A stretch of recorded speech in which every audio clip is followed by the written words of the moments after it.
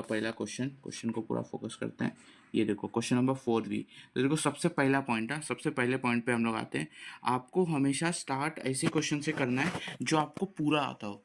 आप बात को समझो मेरे, आपको एग्जामिनर को पहले क्वेश्चन में ये नहीं दिखा देना है कि यार मैं तो सिलेक्टिव स्टडी पढ़ के आया हूँ या फिर मैं कम पढ़ा हूँ, थोड़ा कुछ कुछ चीज़ें मैंने छोड़ी हुई हैं, ये सारी चीज़ें नहीं।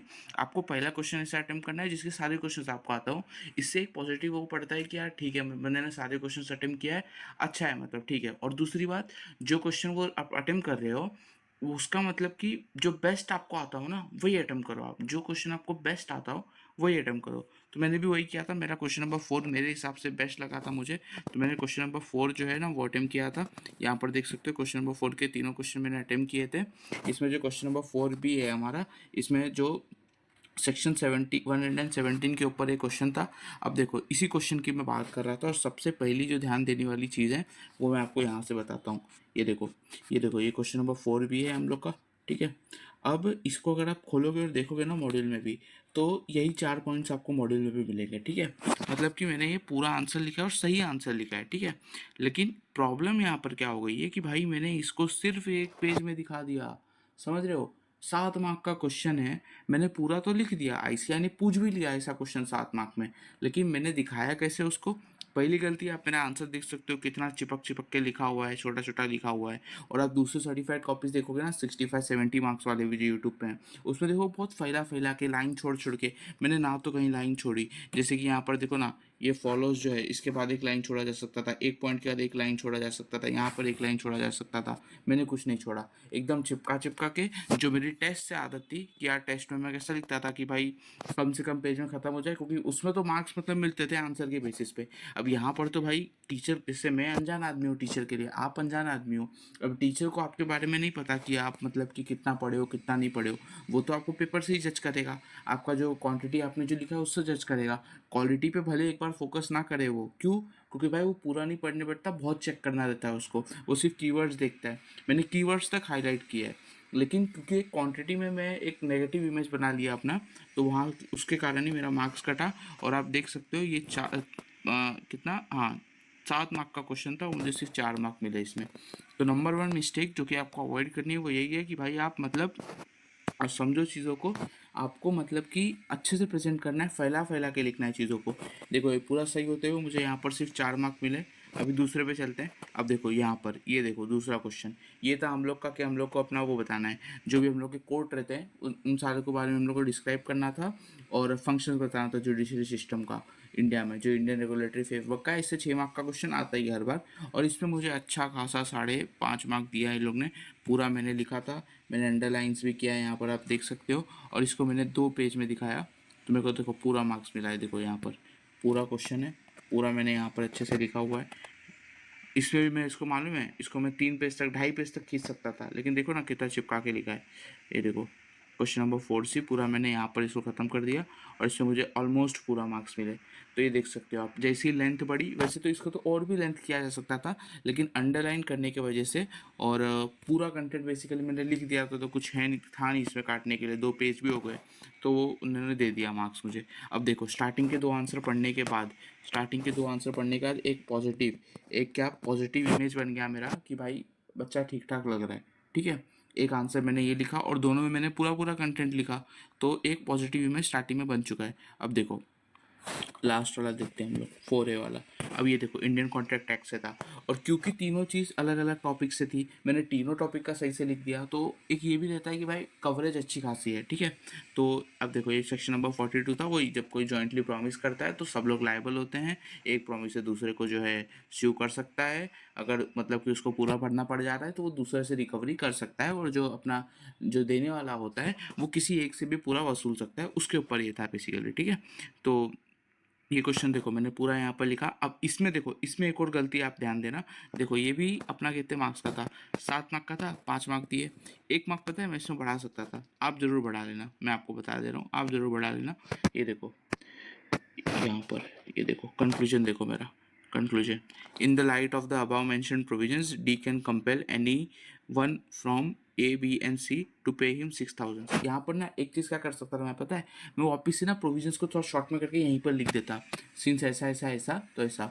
मान लो भाई प्रोविजंस वहाँ पर पीछे उसने मतलब कि सिर्फ कीवर्ड्स भर के वो क्या रहता, तो फिर यहाँ पर मुझे तो देख के थोड़ा और इंप्रेसिव हो जाता मेरा वो। और बाकी यार लिखने से मार्क्स नहीं कटने वाला कभी, लेकिन नहीं लिखोगे ना तो मार्क्स कट जाएगा, इसकी गारंटी है। तो लिख ही दो ना भाई, क्या दिक्कत हो रहा है। मैंने यहाँ पर वही गलती कर दी थी। अब यहाँ पर देखो नीचे मैंने वर्किंग भी दिया, ये वर्किंग आपको ज़रूर देनी है, जिस क्वेश्चन में भी कैलकुलेशन हो ना, ये वर्किंग आपको ज़रूर देनी है, ठीक है, इस पर ज़रूर से आप ध्यान देना।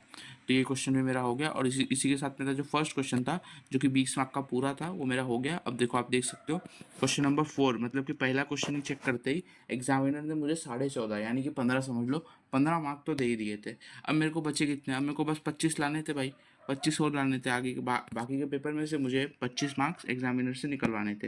अब देखो नेक्स्ट क्वेश्चन पे मैं आया।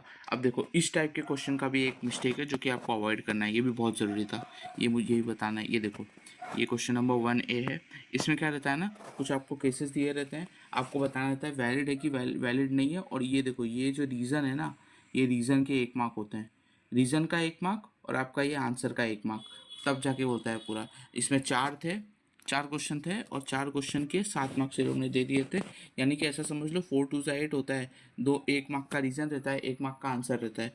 तो ये लोग ने मुझे ना 4 मार्क दिया, यानी कि इन लोग को रीज़न मेरा कि किसी किसी चीज़ों का नहीं पसंद आया। और रीज़न क्यों नहीं पसंद आया, जैसे देखो यहाँ पर है ये वाला। अब देखो agreement is void since the possibility of performance is impossible. अब यहाँ पर मैं क्या कर सकता था ना, डेफिनेशन जो होता है ना, डेफिनेशन सुपरवेनिंग इम्पॉसिबिलिटी का, वो डाल देता ना अगर रीज़न में, तो मुझे बढ़ जाता मार्क्स, मेरा 5 मार्क्स हो जाता। मैंने वो नहीं डाला यहाँ पर, मैंने बस शॉर्टकट में इतना लिख के छोड़ दिया इसको। तो इतना नहीं चलेगा भाई, जब मैं देख रहा हूँ कि सिर्फ वैलिड इनवैलिड बोलने पे तो 1 ही मार्क मिलेगा, रीज़न के भी मार्क्स हैं, तो मुझे रीज़न वैसा देना है ना डेफिनेशंस के साथ वगैरह वो सब, तो वो नहीं दिया मैंने, तो उसी की वजह से मेरा यहाँ पर मार्क्स क्या है ये। अब देखो नेक्स्ट क्वेश्चन, यहाँ पर मैंने इसको ख़त्म किया पहले तो। अब देखो इतना खाली छूटा है, अगर मैं बड़ा बड़ा नहीं लिखता तो मैं इसी को सेम जितना कंटेंट लिखा है इसी को पूरा ये पेज भी भर देता मैं, लेकिन मैं नहीं लिख पाया।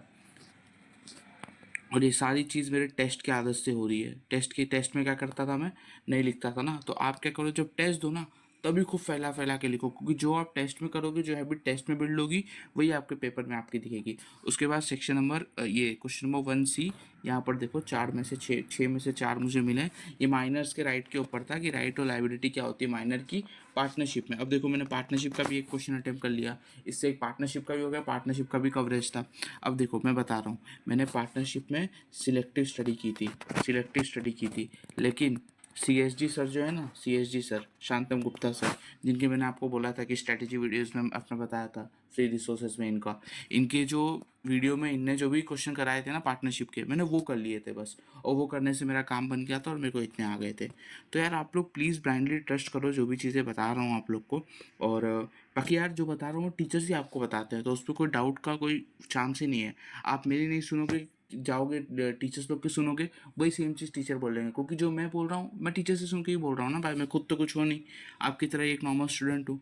तो आप बात को समझो और चीज़ों को फॉलो करो यार प्लीज़, ठीक है। तो ये देखो यहाँ पर मुझे इसमें पूरे मार्क्स ये इतना कितना मार्क्स दिया इसमें मुझे 1C में मुझे 4 मार्क्स दिए, पूरा कंटेंट मैंने लिखा था। यहाँ पर भी वही सेम गलती हुई है, देखो यहाँ पर इसको ख़त्म कर दिया और पूरा नीचे छोड़ दिया। अब इसको मुझे यहाँ पर अगर मैं लिखता तो इसको मैं कैन ऑक्यूपाई, मतलब मैं इसको ऑक्यूपाई कर सकता था, इतने जगह को भी मैं ऑक्यूपाई कर सकता था, लेकिन भाई समझ रहे हो ना, बार बार अभी मेरे को देखो इतना दुख है ना और उस चीज़ का कि बार बार मैं उसको रिपीट कर रहा हूँ। आपको प्लीज़ ध्यान देना है यार प्लीज़, ठीक है।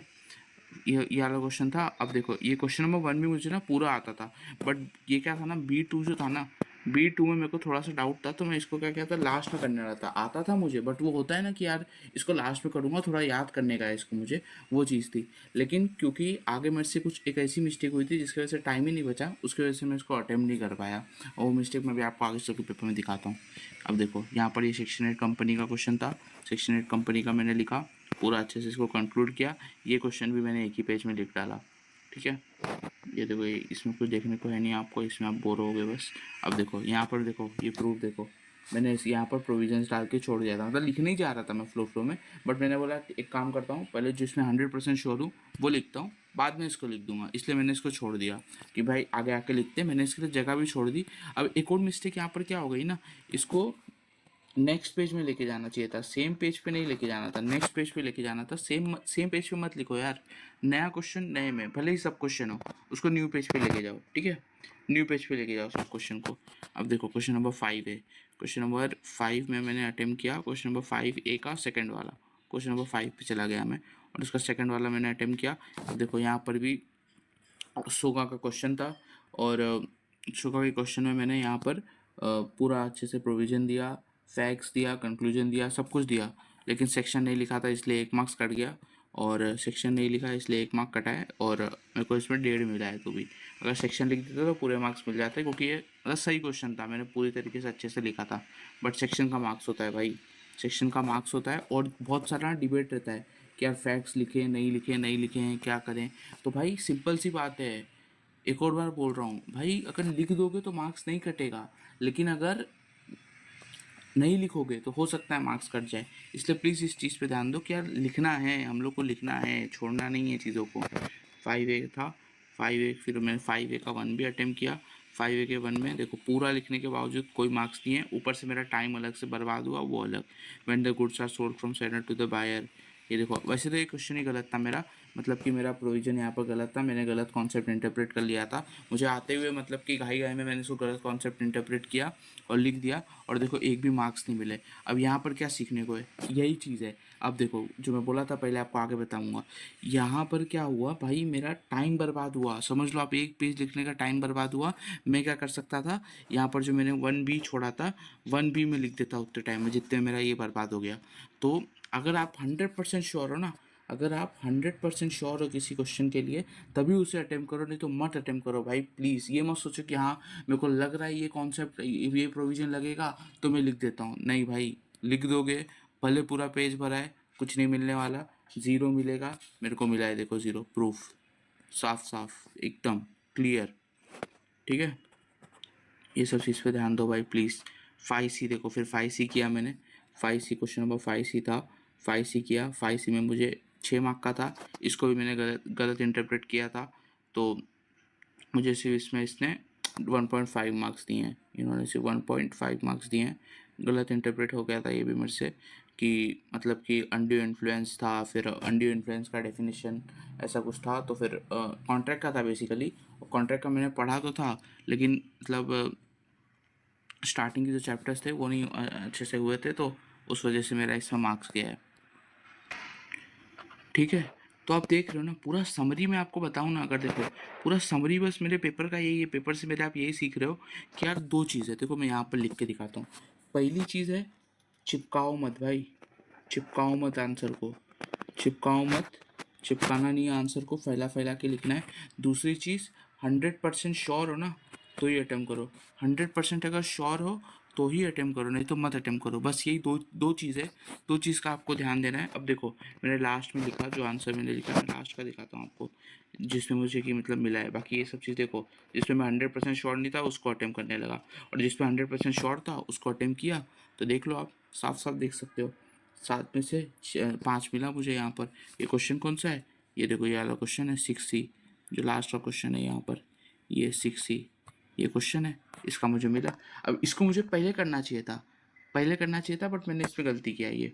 तो बस 2 ही पॉइंट है भाई, आपको क्या करना है, आपको फैला फैला के लिखना है, बड़ा बड़ा लिखना है, और दूसरा जिसमें 100% श्योर होना वही लिखना है। मैं क्या कर सकता था, मैं भी अगर ये सेम चीज़ कर लेता तो भाई मैं ये क्वेश्चन नंबर 1B2 जो है ना ये भी अटेम्प्ट कर पाता, और जो मेरे यहाँ पर छूटे हैं लास्ट क्वेश्चन में भी, ये वाला, ये 3 मार्क वाला, ये भी अटेम्प्ट हो जाता। और जो ये छोटे मोटे में मेरे कटे हैं ना, ये भी नहीं कटते, क्योंकि फिर जब मैं उनको अच्छे से सोच के लिखता ना, जब सारे अच्छी चीज़ें लिख के मेरे को इतना कंफर्म हो जाता कि भाई मैं पास होने ही वाला हूँ, तो जो अच्छे जो बाकी चीज़ें हैं उनको मैं और अच्छे से लिख के मार्क्स अपने बढ़वा सकता था। तो दैट्स इट यार, होप